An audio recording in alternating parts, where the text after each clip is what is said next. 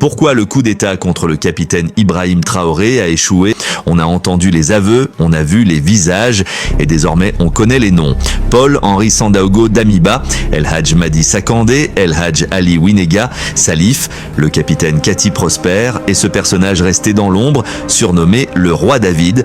Mais une question reste centrale, une question simple, une question que beaucoup se posent. Si ce réseau existait réellement, si l'argent circulait, si des militaires et des civils étaient impliqués, pourquoi le coup d'État du 3 janvier 2026 a-t-il échoué? Première erreur, croire que le secret protège tout. Dans tous les témoignages, un même réflexe apparaît, signal, Zanji, messages éphémères, appels codés, paraboles. Damiba communique depuis le Togo, le roi David depuis le Ghana. Les relais civils opèrent entre Ouagadougou, Zignaré et la Côte d'Ivoire. Le capitaine Cathy Prosper explique que certains messages disparaissaient après 30 secondes. Pour les comploteurs, c'était une sécurité. Pour les services de renseignement, c'était un signal d'alerte. Dans un pays sous pression sécuritaire permanente, ce genre de méthode ne protège pas, il trahit.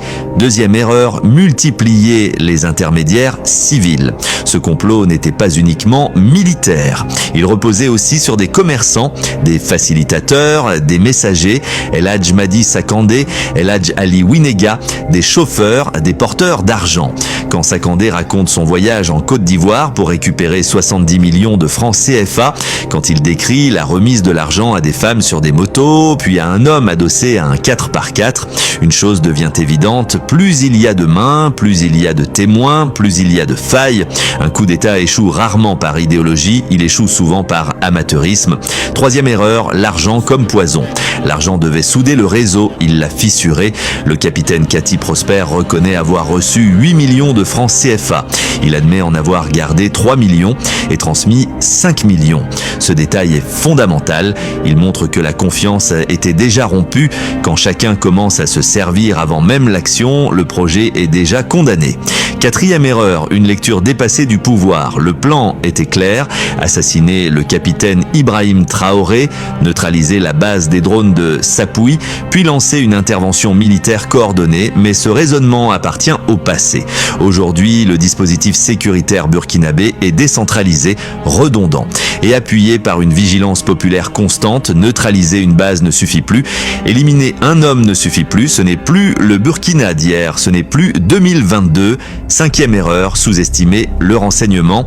Pendant que Damiba planifiait, pendant que Sakandé transportait l'argent, pendant que Winega servait de passerelle, le renseignement observait. Les services n'ont pas frappé trop tôt, ils ont laissé le réseau parler, ils ont laissé les liens apparaître, ils ont cartographié les rôles.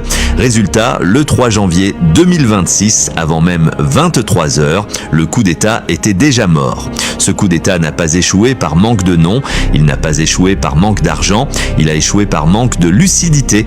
Damiba a cru qu'on pouvait diriger un putsch depuis l'exil, des civils ont cru pouvoir jouer aux stratèges, certains militaires ont cru pouvoir trahir sans être vus, ils se sont trompés.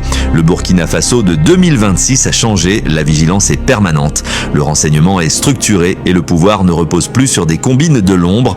Ce dossier envoie un message clair à l'intérieur comme à l'extérieur. La déstabilisation à distance ne passera plus et cette tentative avortée restera comme un avertissement sévère à tous ceux qui pensent encore que le Burkina Faso peut être manipulé depuis l'étranger.